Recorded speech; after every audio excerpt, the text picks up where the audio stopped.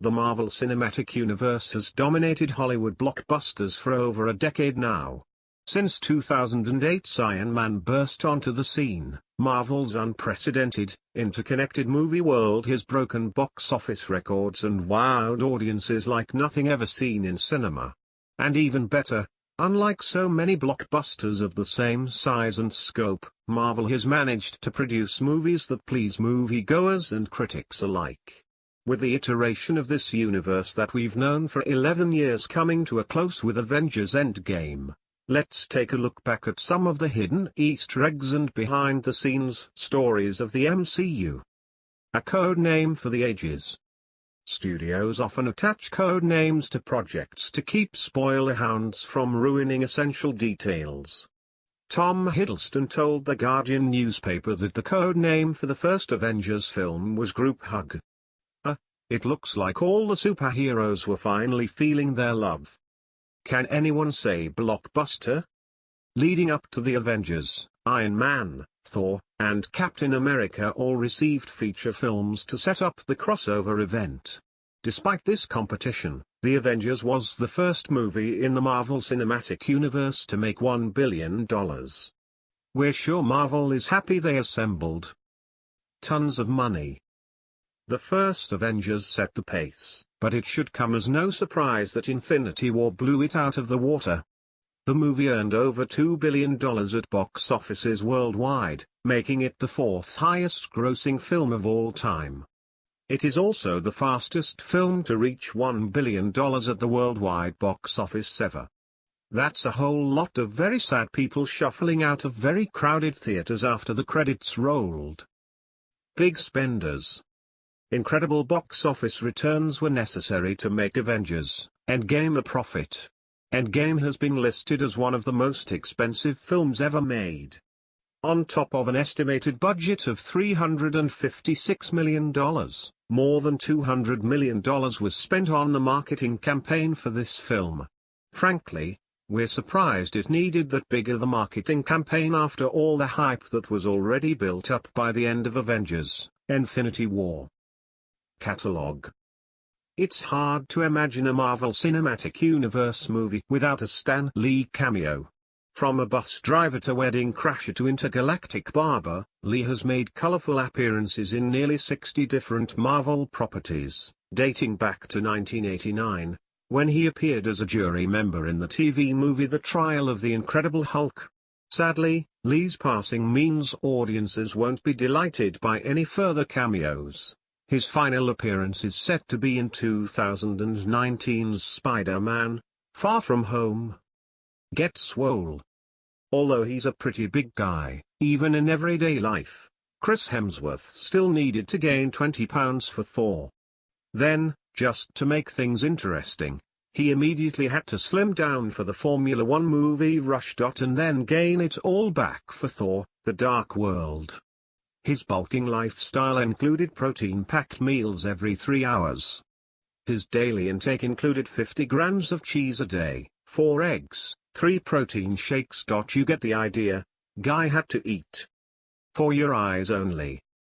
The story for Avengers Endgame features several of the characters splitting up and going on different journeys through time to find the Infinity Stones. As a result, not everyone needed to read the full script, which also meant that it could be easy to suppress spoilers and leaks of plot points by having fewer eyes on the full script. Of the entire cast, only Robert Downey Jr. got to read the full script for the film. I'm seeing double here. 4 Black Widows. Scarlett Johansson was pregnant during the filming of Avengers: Age of Ultron. To hide her stomach, 3 stunt doubles were used. It became so confusing that Chris Evans recalled starting a conversation with one to realize later he was not speaking with the real Johansson. Nothing like the real thing. During the attack on New York City in the first Avengers film, the military can be seen coming in to help save the day. These were authentic members of the Ohio-based 391st Military Police Force Battalion. Actors are great, but sometimes the real thing works just fine. Unexpected product placement. Towards the end of the Avengers, Iron Man asks Captain America if he would like to try shawarma. The end credits reveal a scene where the group of Avengers is sitting at a table enjoying the dish. As a result of this mention, shawarma sales went through the roof in Los Angeles. One shawarma restaurant even saw an 80% boost in revenue. Made for you. Most fans would agree that Samuel L. Jackson is completely perfect in the role of Nick Fury, maybe because the character was actually based on him. While the original Nick Fury was white and fought in World War II, the version of Fury created for the Marvel Ultimate Comic Universe was actually modeled after Jackson. Years later, artist Mark Miller would apologize for completely exploiting Jackson's image and likeness for the character. Jackson responded, "No, man. Thanks for the 9-picture deal." Feel the hype. Avengers: Endgame is the very first film to make over $1 billion within its opening weekend. As of this article's publication, the film is set to surpass Avatar as either the first or second highest grossing films of all time, depending on whether you adjust for inflation or not. Waspy. Some fans were upset that an important character from the comics was left out of the first Avengers. The Wasp was an integral member of the original team. She even came up with their name. In fact, both the Wasp and Ant-Man were pivotal in the creation of Avengers, so many fans were upset that they were left out of the films. Eventually, both of the characters would get their chance on screen, but while Ant-Man has since teamed up with Cap and the gang, the Wasp still hasn't made an appearance in any of the Avengers movies. Iron Who? What Man? The MCU began in 2008 with the smash hit Iron Man, which single-handedly turned Robert Downey Jr. from something of a has-been to one of Hollywood's biggest stars. Despite the movie's eventual success, it was actually a struggle to even get it made in the first place. Around 30 writers were offered the chance to write Iron Man and they all passed. One of the reasons so many screenwriters turned down the chance was because they considered Iron Man too obscure of a character, worrying that audiences wouldn't show up. Oh, how times have changed. We need backup. Screenwriters Stephen McFeely and Christopher Marcus began working on the screenplay for both Avengers: Endgame and Avengers: Infinity War during the production of Captain America: Civil War. At one point, things got so hectic that Thor: Ragnarok screenwriter Eric Pearson was brought in to help the two primary screenwriters out with the monumental two-parter. I Am Not a Robot.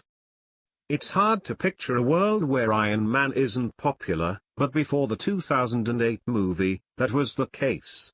In fact, while building awareness about the character in the lead-up to the film's release, Marvel ran focus groups in order to teach audiences that the character was actually a man in a metal suit, not just a robot. Dated. Iron Man's suit has changed with the times, but the original suit was often shown being plugged into wall sockets for regular charging. That sounds less like a futuristic military gadget, and more like a cell phone. Behold, all the technological advancement of the iPhone 3. Wakanda was foretold long ago. The high-tech African nation of Wakanda was notably mentioned in Avengers: Age of Ultron, getting fans excited for a potential Black Panther years before it was actually released. However, eagle-eyed fans would have noticed that this was not Wakanda's first appearance in the MCU. It was actually seen as a hotspot on Nick Fury's map in Iron Man 2, a whopping 8 years before Black Panther hit theaters. Brainstorming to the max. Reportedly, 60 pages of ideas were crafted during the writing process of Avengers: Endgame and Avengers: Infinity War. Third time's the charm. Worried about the effects of fame on his private life, Chris Evans declined the role of Captain America 3 times before finally agreeing. Apparently, getting Evans to agree to a role is the same as summoning Beetlejuice. Like a rock. In the first Captain America, Haley Atwell improvised the touch on Chris Evans' chest when he emerged from the pod as the iconic superhero.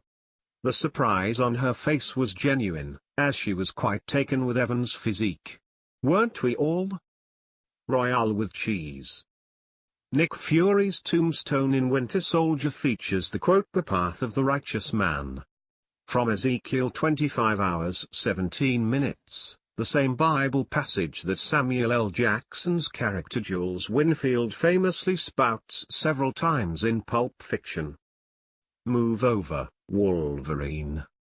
With Avengers Endgame, Robert Downey Jr. has appeared as Tony Stark, Iron Man 10 times on screen. This beats Hugh Jackman's record for the most appearances as a superhero character, but while Jackman needed 17 years to set his record, Downey Jr. only did it in 11. Colorful resume. Joe and Anthony Russo were selected to direct Winter Soldier on the basis of 2 episodes of the NBC sitcom Community, A Fistful of Paintballs and For a Few Paintballs More. Not a bad jump, from a 30-minute TV comedy to 4 of the biggest blockbusters in history. And Hulk Will Always Love You. Before there was the MCU and CGI, there was the Incredible Hulk TV show and Lou Ferrigno. Though the modern Hulk is created with the help of computers, the iconic bodybuilder has still managed to make his mark on the MCU. In addition to his cameo in 2008's The Incredible Hulk, he also voiced the Hulk in the first 2 Avengers movies, though since Thor: Ragnarok, the character's voice has simply been a digitally altered Mark Ruffalo. Travel essentials. When Tony Stark looks through his father Howard's suitcase in Iron Man 2, you can see a Captain America comic book. As well as a map of the Arctic Circle, where Captain America's plane went down. And still no solo film? Avengers Endgame is the 7th film in which Scarlett Johansson plays Natasha Romanoff, aka the Black Widow. Although if you count her cameo in Captain Marvel, it's technically the 8th. Tool time. In Iron Man 2, when Nick Fury tells Tony Stark that they have bigger problems to worry about in the Southwest, he's referring to the recent discovery of Thor's hammer. It didn't work that time either. In Age of Ultron, while Tony Stark is planning to put the Ultron program into motion, he uses a famous quote that says the ultimate goal of the program is to create peace in our time. This same line was used by British Prime Minister Neville Chamberlain after negotiations with Adolf Hitler in the late 1930s. Much like Stark's Ultron program, this failed. We'll cross that point when we get to it. The New Mexico town where the first Thor movie was set is named Puente Antiguo, which means ancient bridge in Spanish. This is very likely a reference to the Bifrost, Thor's connection to Asgard. Chalk up another point for attention to detail in the MCU.